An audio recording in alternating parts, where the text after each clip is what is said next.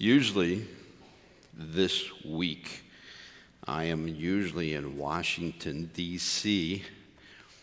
3 years ago, we started what we call a Worldview Leadership Training course.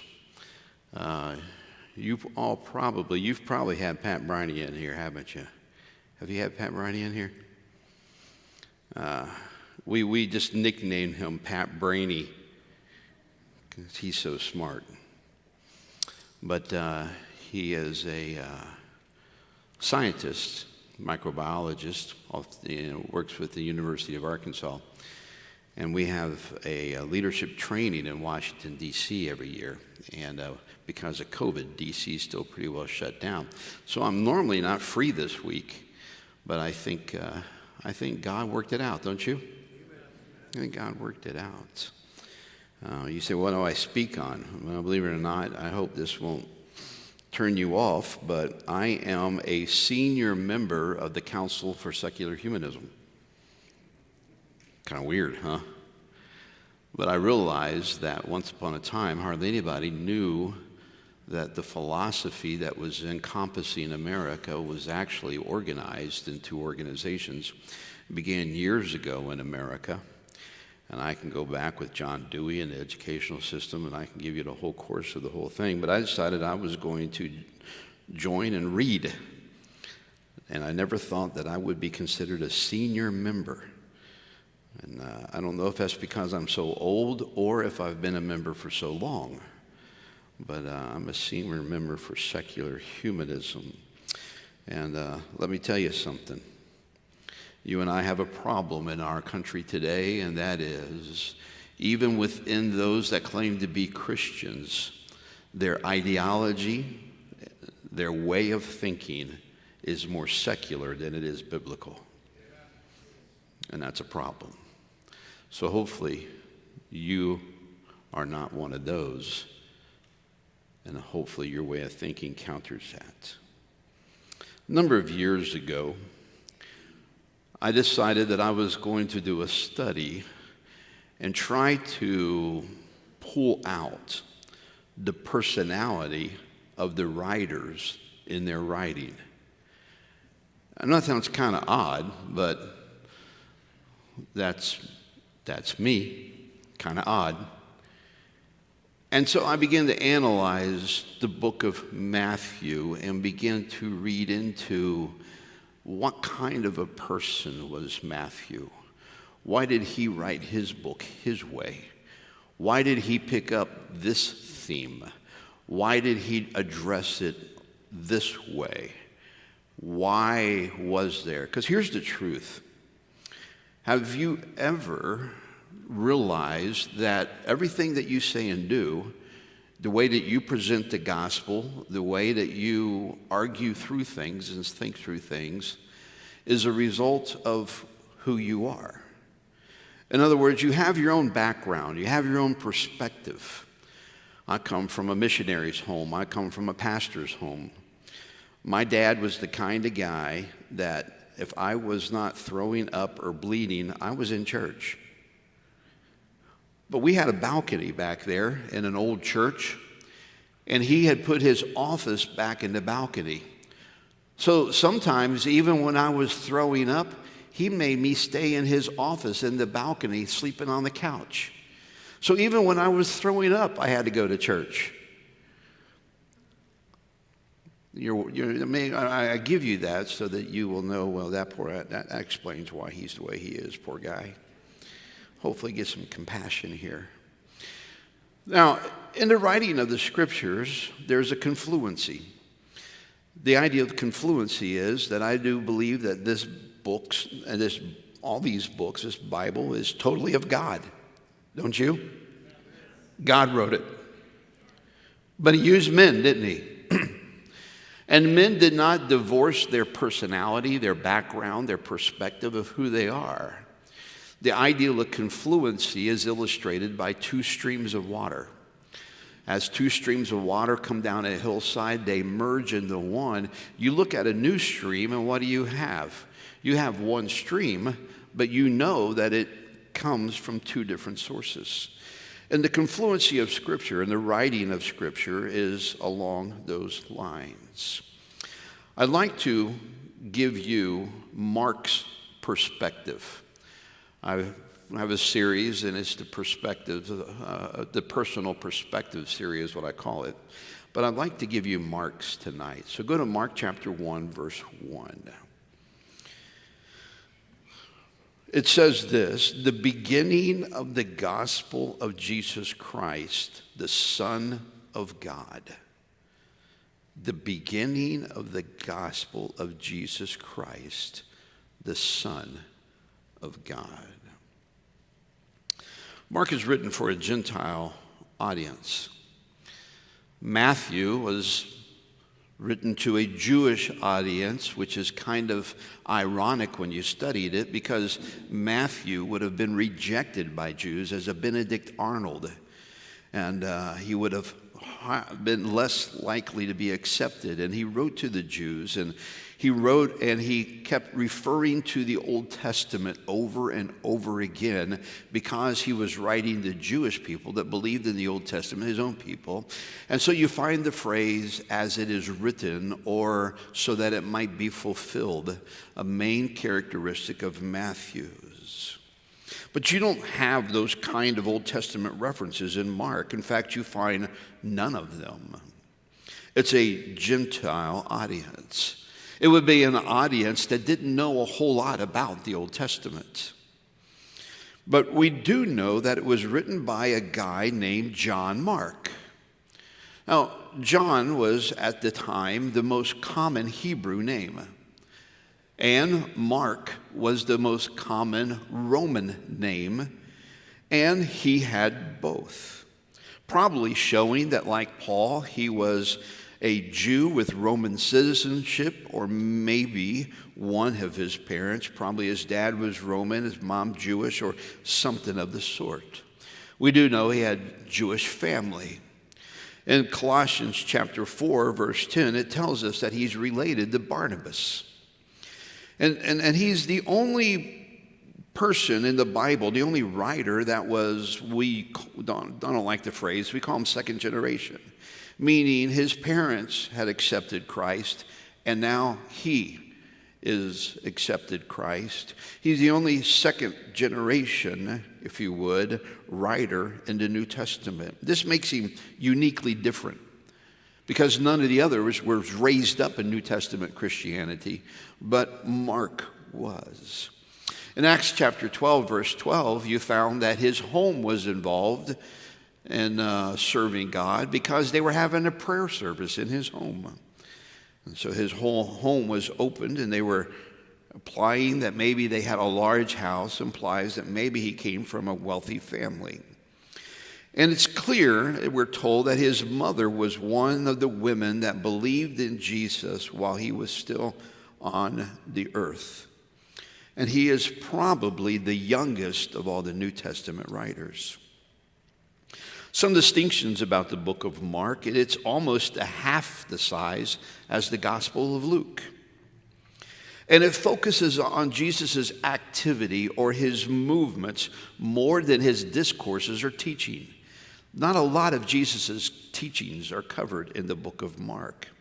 If Mark was a movie, it would be a short movie of action scenes. A scene and then moving to the next scene. In fact, the word immediately is used 40 times in the book of Mark, more than all the Gospels put together. He says, Jesus did this, and immediately, and he moves on to the next theme. He continues to do that. Many believe that Mark was probably the first one that was written, and many referred to the book of Mark. We do not know that to be true or not. But unlike Matthew or Luke, Mark just totally skips the birth of Christ. Doesn't even refer to the birth of Christ. And John, as we just heard a few minutes ago, in the beginning was the Word. John began way back in the beginning, but Mark picks up at the early stages, at the beginning of Jesus' public ministry. Doesn't cover anything about that. two things that you find very much written into the book of Mark. You find over and over, and that is, number one, he focuses on the cross. The book of Mark focuses on the cross. And he begins the account of the cross quite abruptly. Like I said, he skips the whole scene, and Jesus is already 30 years old when you're introduced to him. And 1/3 of this book is all about 1 week. 1/3 of this whole book is about the Passion Week, or the week of Christ. And he, more than others, Mark records emotion. Mark records emotion more than anybody else. He talks about the emotions. He talks about the fear of the people. He talks about the amazement that went with the crucifixion and the resurrection. And he also points out Jesus' emotional humanity more than any other book. In fact, in chapter 1, verse 41, if you're still near there, chapter 1, verse 41, it says, Jesus moved with compassion. Jesus moved with compassion. In chapter 3, verse 5, he talks about Jesus having anger. And in verse 12, of chapter 3, we have Jesus sigh deeply in his spirit. And in chapter 10, verse 14, Mark tells us that he was much displeased. Backing up Brother Prater's message, Mark is the one that picks up on the emotional responses of Jesus and his humanity more than anybody else. The second thing that Mark picks up on is not only the cross, but Christ, meaning he is the suffering servant. At the very beginning of the book, he says this is about what? Jesus Christ, the Son of God. In chapter 3, go over a chapter if you would. In chapter 3, verse 11, you find that not only does he say that this is about Jesus Christ, the Son of God, but even we find the demons recognizing him as the Son of God. In chapter 5, verse 7, they also recognize him as the Son of God. And Mark is the one that records at the cross, there's a centurion in chapter 15, verse 39, that looks up at the cross and says, truly, this man is a Son of God. He records that more than anybody else. But right smack in the middle of the book of Mark, he gives us three things that he emphasizes. Go with me then to Mark chapter 8. Mark chapter 8, if you would. In Mark chapter 8 and verse 27, Mark chapter 8, verse 27, you find this. And Jesus went out and his disciples into the towns of Caesarea Philippi, and by the way, he asked his disciples, saying unto them, whom do men say that I am? And they answered, John the Baptist, but some say Elias, and others one of the prophets. And he said unto them, but whom ye say that I am? And Peter answered and saith unto him, thou art the Christ. And he charged them that they should tell no man of him. Goes all the way down to verse 38. Mark begins to deal with the phrase, who do men say that I am?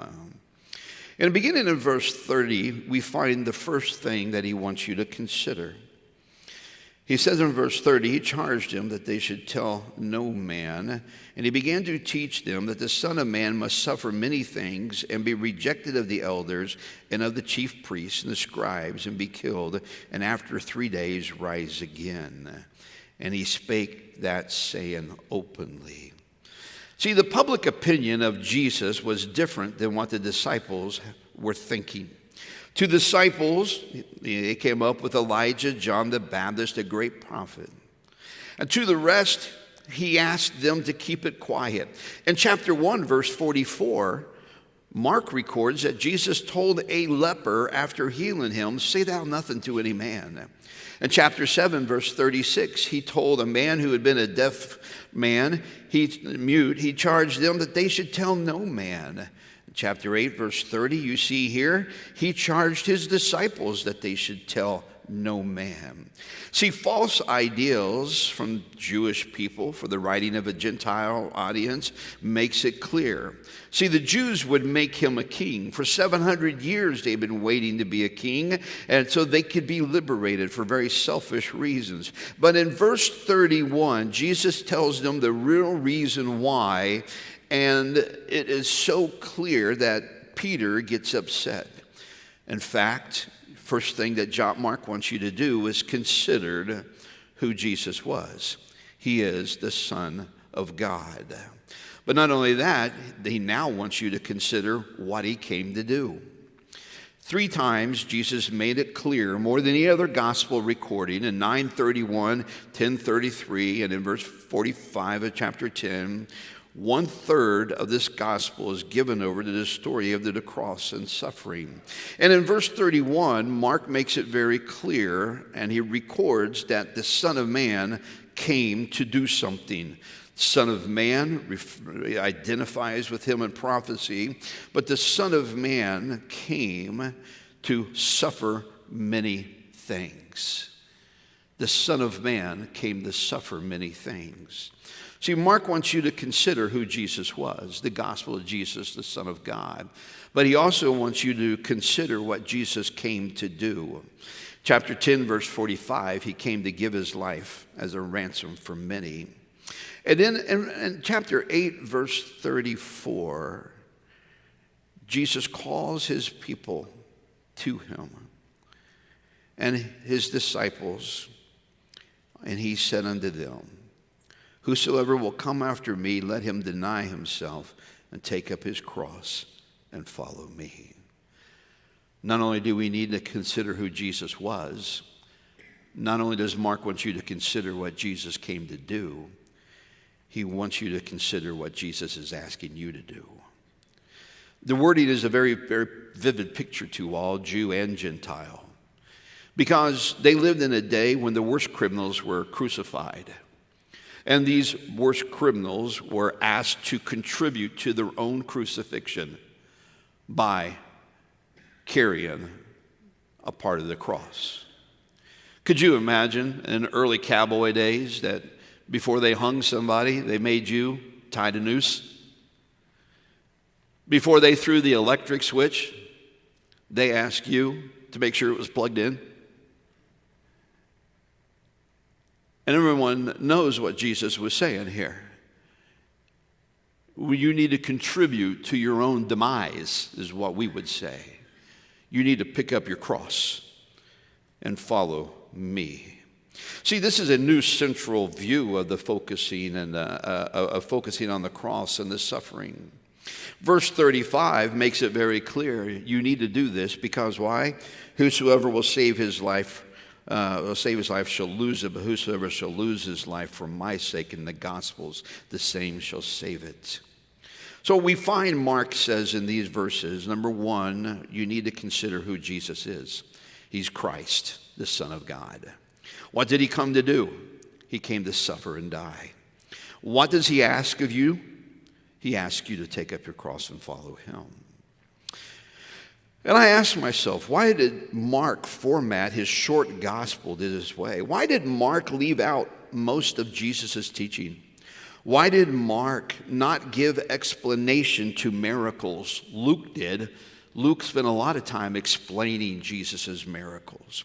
Why didn't he make the Old Testament connections and show that the Old Testament is just as part of this whole picture as the New? Why did he not refer to the Old Testament even once? What's so special about Mark's personal perspective? What's so special about the book of Mark that reflects Mark's personality? And I think I found it, and I hope you'll stick with me just for a minute. I hope not to be much longer. See, Mark focuses on all the sadness and emotions. He focuses on suffering more than the other Gospels. I believe that the thing that drives Mark is failure. Listen to what I'm saying.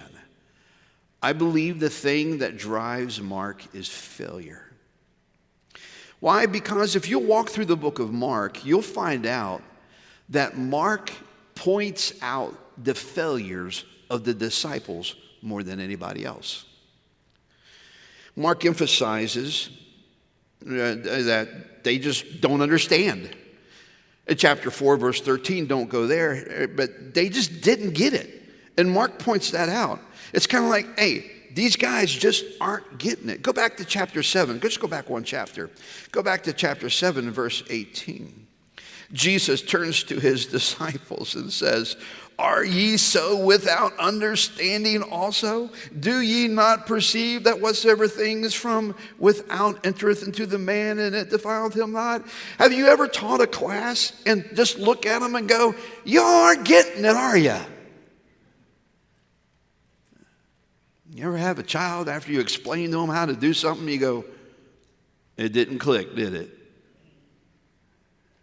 Mark is the one that points out the disciples just didn't get it. In chapter 10, verse 10, no need to go there. They didn't understand his propositional statements. In chapter 9, verse 10 and verse 32, Mark points out that they didn't understand his statements about his death, which was nearby.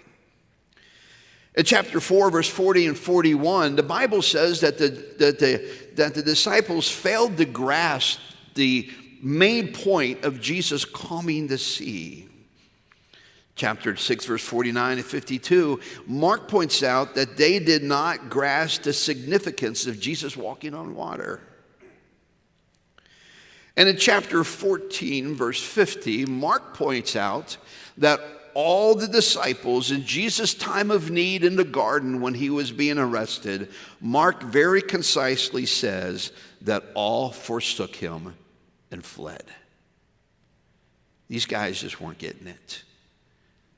And when they had an opportunity, they could have done something, and they didn't. Mark is the one that focuses on that. Not Matthew, not Luke, not John. Peter is mentioned in Mark's gospel more than anybody else. Did you know that? More than any other individual and more than any other gospel, Mark talks about Peter. He talks about Peter. In fact, most of the comments and most of the conversations that we have with Peter are from the book of Mark. We just talked about a little while ago in chapter 8. In chapter 8, if you want to go back there, in chapter 8, Jesus said in verse 31, he said, the Son of Man must suffer many things and be rejected of the elders and of the chief priests and the scribes and killed, and after 3 days rise again. I don't know about you, but I think that's pretty clear, don't you? I got to go. This is what's going to happen, and they're going to kill me, and after 3 days, I'm going to rise again. Now, that's pretty plain, right? What did Peter do? Verse 32, Peter took him and began to rebuke him. Can you imagine? Jesus, I need to correct you on this, sir. I just want you to know that I know that's what you said you came here to do, and I know that you even talked about even after you die, you're going to resurrect again. But if you'll come over here, sir, let's have a private conversation. I need to set you straight. Really? Really? You ever tried to set Jesus straight? Jesus didn't pat him on the back and say, you poor thing. You know, I have a lot of Kentucky roots. My dad's from Kentucky. I live at the bottom of Ohio. The only thing keeping me from moving into Kentucky is a river, the Ohio River, and that's what divides us. And down in Kentucky, they have a saying, and you can adopt it here if you want, because it just covers a multitude of things. And that is in saying, you know, you're dumb or you don't get it or you're thick, you know. You know what they say in Kentucky? Bless his heart.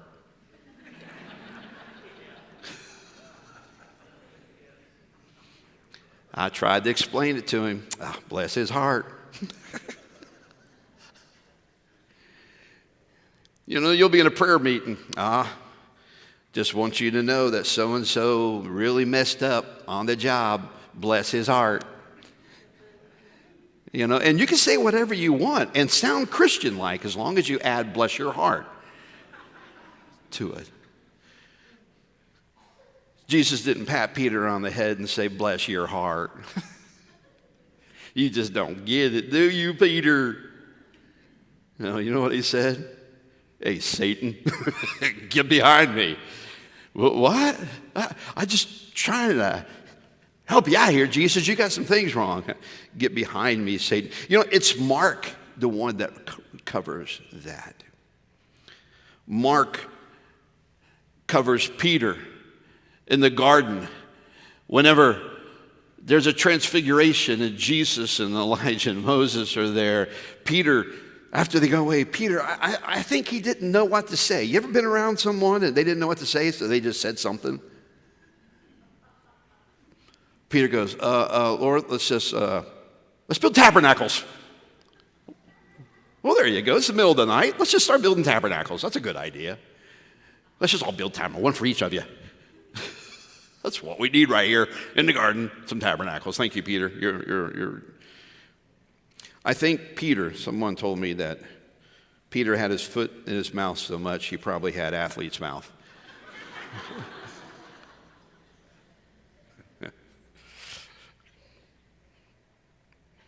Mark is the one that records in chapter 14, verse 29, Peter saying, although all shall be offended, yet not will I.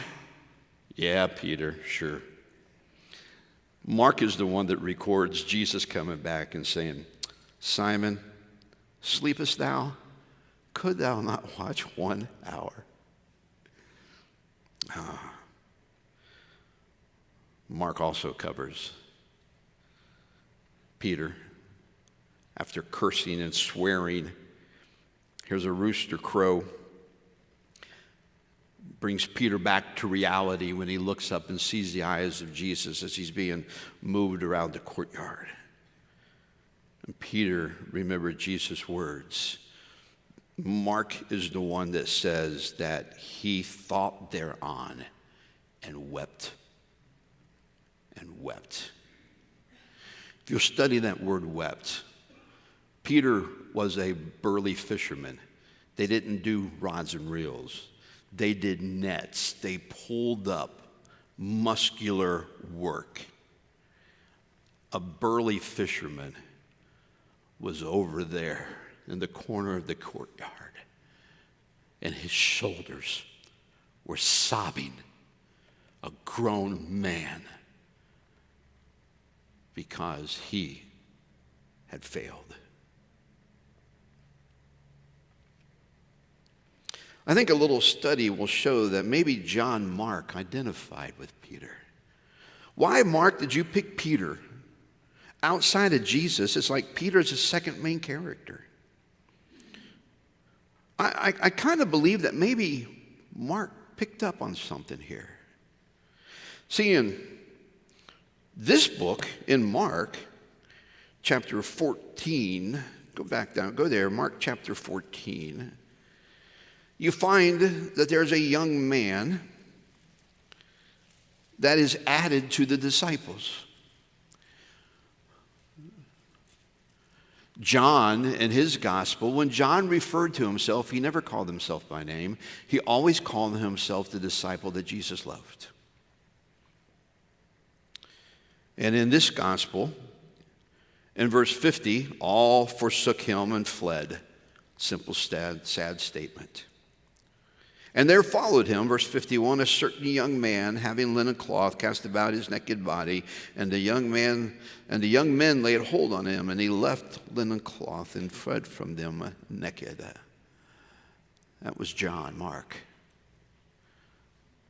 John Mark was there that night. John Mark believed. Instead of standing, he followed everybody else. He ran away with them.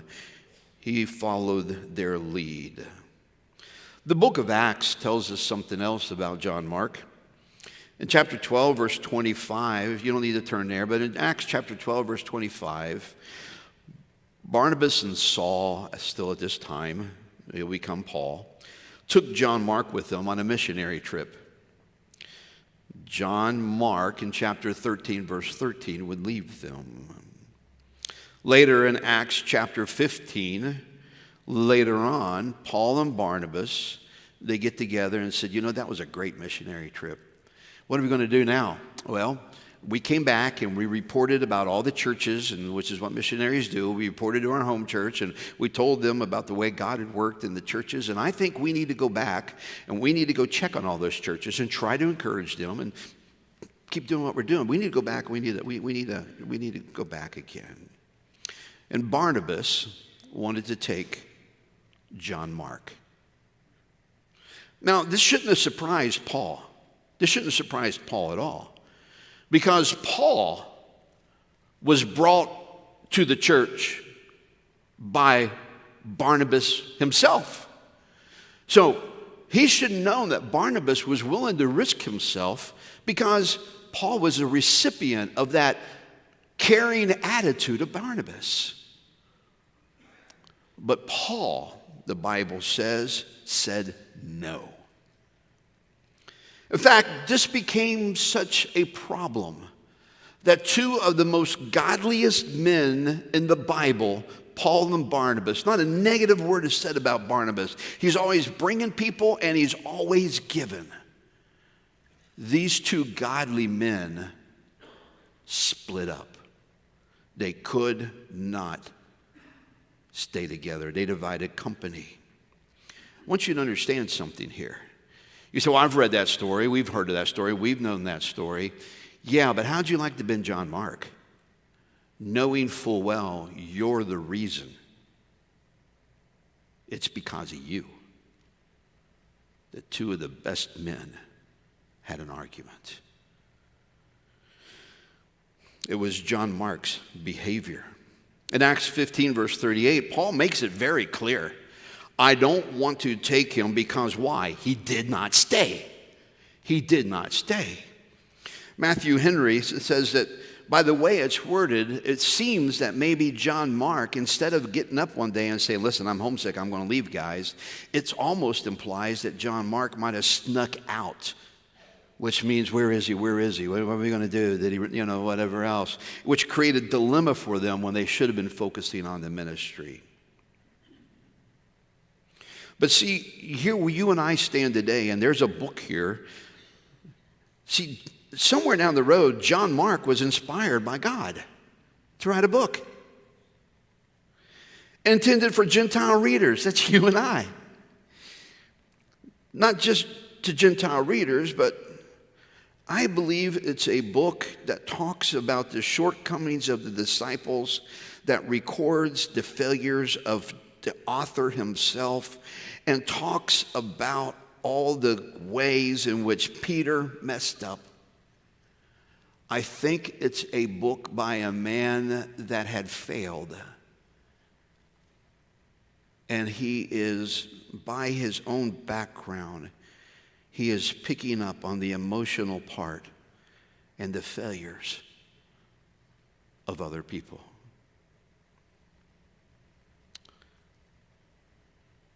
It's not just a book. It's a book from John Mark and who he was. It's his perspective. And there are those of us that have failed over and over. There are those of us that have wept many tears because of our failures. I don't know about you, but I have often felt inadequate because of my failures. I know what it's like to keep putting my foot in my mouth. Do you? Look at you all. The only thing I saw was a couple of wives elbow their husbands. Do you know what it's like to say it? I wish I could take those words back. You know what it's like to do that? Yeah. Do you know what it's like to talk without thinking? It's like, oh man, why did I say that? Let's just be honest. Many of us can look down the path of our lives And we can see that our history has just littered with failures. I think it's true of all of us. I don't know, there may be some here tonight that say, you know what, I've got a failed marriage. That's part of my past. I have children that I think I've failed. It seems like it at times. My career, I failed. I had personal goals. I wanted to be at this place. I wanted to be at that place. I'd like to accomplish this or do this, and I have failed in many areas. And I think our greatest failures is when you and I can put our finger on our failures to live with God, to walk with God, to be what God wants us to be.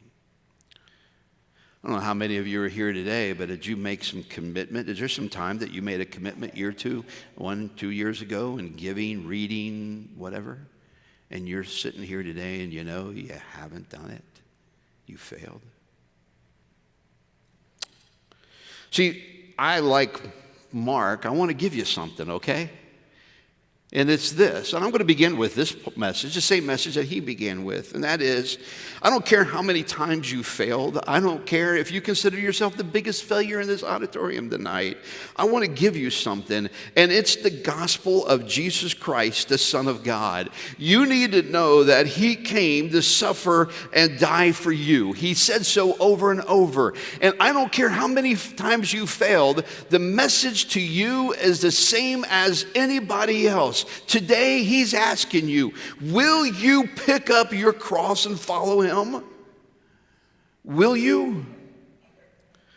I don't care how many times you failed. I don't care how bad your resume looks. You've got to hear the message. Jesus died for you, and he wants you, even with your failures, to pick up your cross and follow him. If you're looking for success somewhere, that's the best place to have success. And you can do that, and you can accomplish that. You've just got to get with it. I like to think, let me put my imagination in this if I could. I like to think, and maybe that Peter is talking to John Mark. And that's how John Mark learned of all this.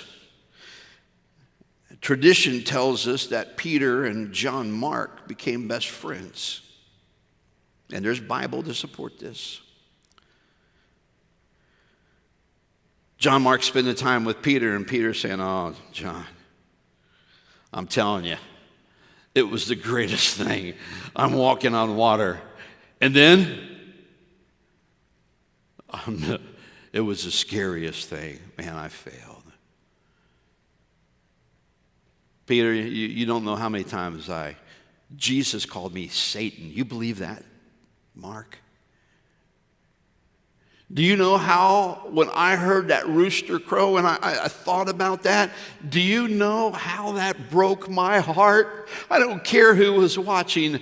I wept bitterly. It was all I could do. I had failed him, and now in his greatest time of need, I ran away and I had failed. I had failed him over and over and over again.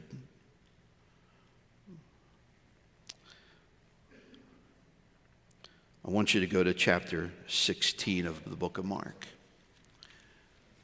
Because I would just imagine that Peter, looking at Mark, gets tears in his eyes and says this: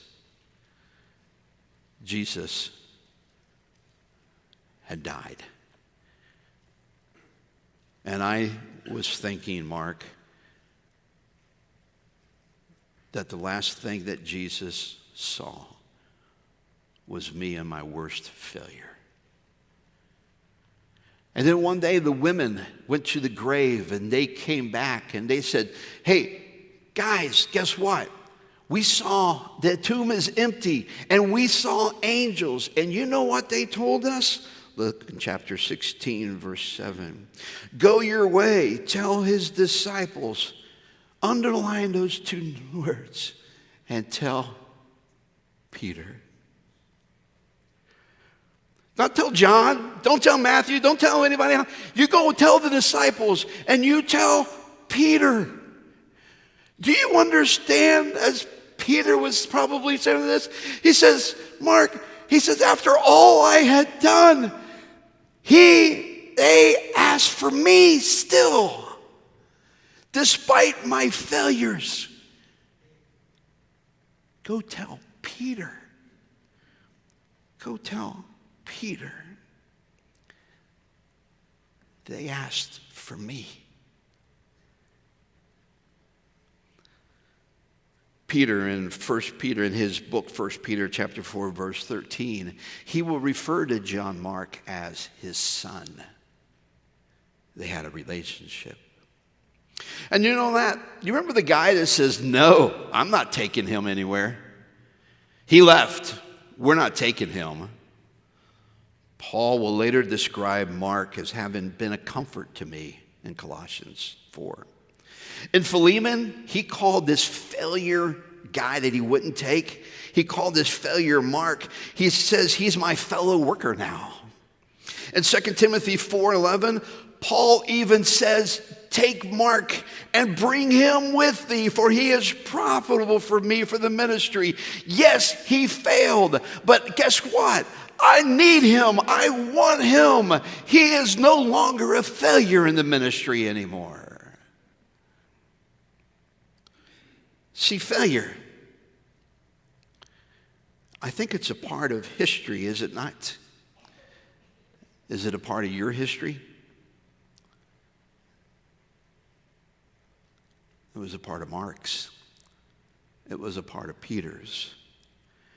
And Mark leans this book to show you the shortcomings of the disciples, the failures of Peter. And he even inserts his own failure. But there's hope. Because the angels of heaven asked for Peter, even after it all.